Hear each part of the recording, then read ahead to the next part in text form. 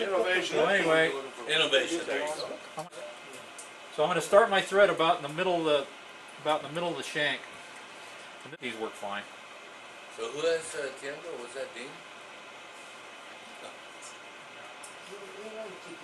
So I'm gonna bring the body of this thing down the curve of the hook a little bit. The nice thing about these hooks is they're like a 2x short. So you got a small fly, but you got a lot of bite there. And they work really well. And when they're that short shank, they're really strong too. What I'm going to use for the body is super fine dubbing, and this is just a little thing that a friend of mine gave me where he took a pill bottle and drilled some holes in it and made up an assortment. So, and generally, caddis flies almost always are either olive or tan.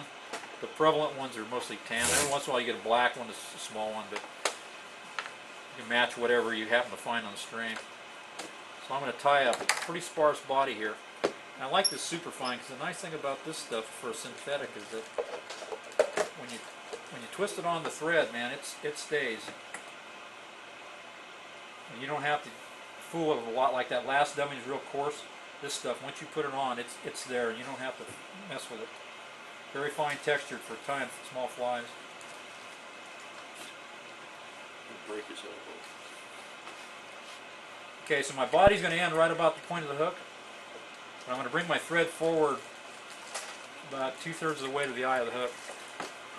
And the wing's going to be deer hair, or you can use some yearling elk. Some real fine elk would work fine too. It's a little tougher actually. I'm going to clean the underfur out of it.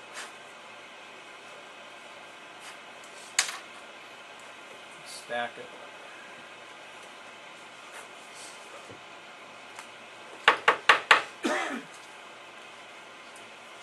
And I want the wing to be about 1.5 to 2 times the length of the body.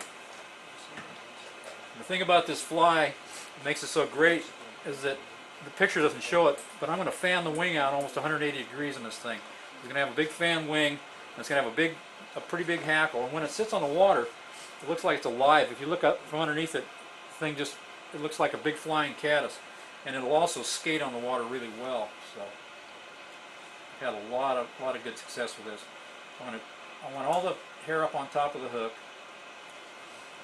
My first wrap I'm going to bring around, I'm going to pull up on it. The first few wraps are going to be pretty tight. I want to get this hair forward. George, would you recommend this over the plain old everyday elk hair? You know, it depends where you're fishing it. Okay. I don't fish these. So the trick to this fly now is I've got this hair down real tight, and now I'm getting back to the body, and what I'm doing, I'm slacking off on the pressure. And my last 2 wraps, I'm putting one on top of the other. Then I'm going to take my thumbnail, and I'm going to put it right there at the base of that thread. When I pull down on this thread, see what that did? Yeah. Oh, I know. That's very cool. So now I've got a wing that's 180 degrees fanned out, and it's going to sit on the water really well.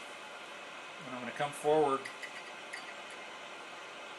cut the butts off here.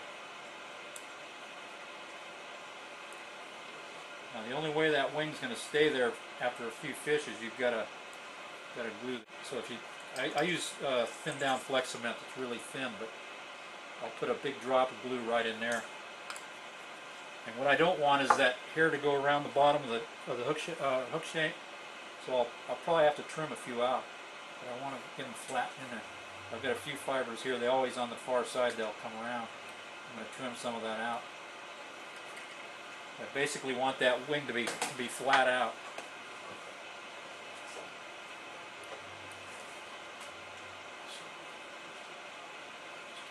And I'm going to bring this thread right up to the eye of the hook.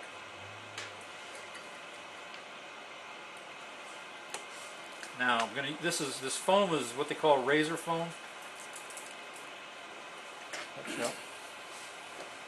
What it is, it's a package of 4 sheets, 2 sheets that are 1/2 millimeter and 2 sheets that are 1 millimeter. And I'm using the 1 millimeter stuff. Okay, so my thread is right at the eye of the hook. I'm going to lay this foam down on top. Take my thumbnail and hold it down. I want to bind it because I want that foam right at the eye of the hook. A couple wraps. And I'm going to cut this tag off.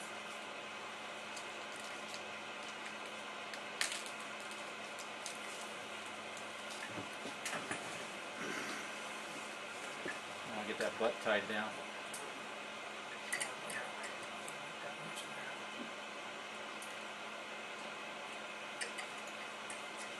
Another drop of flex cement in here.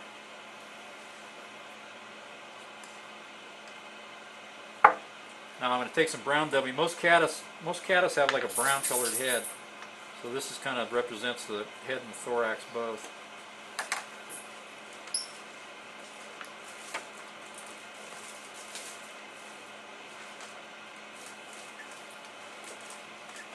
Build this up right in the front here.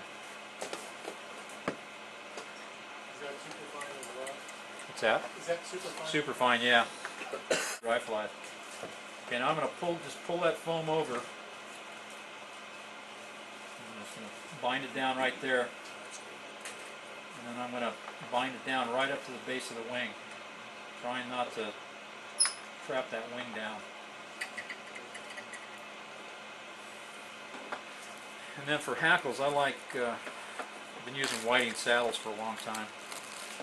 What was happening with whiting for a while, and he's corrected it somewhat, is that his saddles, the fibers would be longer on one side of the stem than the other. And he's worked to correct that, but he hasn't threaded it completely out. So if you go to buy one of the quarter saddles, like 25 bucks, fan some feathers out and take a look at them, because if one of them's like that in the saddle, the whole bunch is like that. And they work, but you get kind of a funky looking hackle. Instead of having it, you're getting a 14 and a 16 in one feather, you know. So it's kind of a weird deal. So you might as well high grade them and get what you're paying for. But he's got the best hackles in the world, so even a bad one's the best you can get.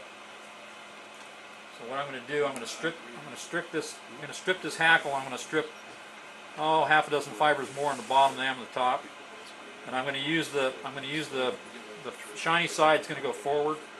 When I tie in hackles, a lot of guys will just trim them and stick them in. I like to get the hackle going the direction I want to wind it. I just get one wrap on there, and I leave that stem so that I can adjust that feather to get it just the way I want it.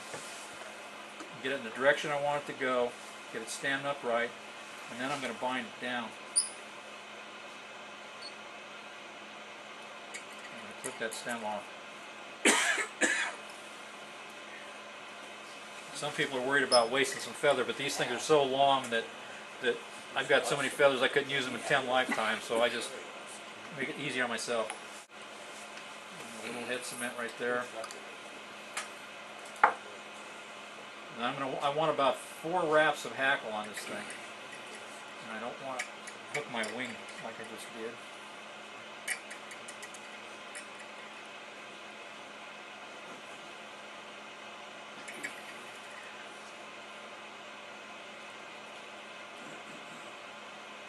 You want one wrap in front of the other, and as you go around, if you kind of pull that hackle back a little bit, it'll get a little straighter. And this is the beauty of the saddles. You don't need a hackle pliers to be in your way. And then I'm going to tie off right here behind the foam.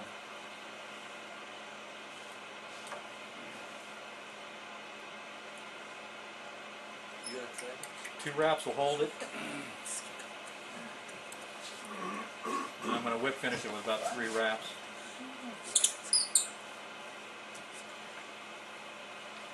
Trying not to trap too many fibers down.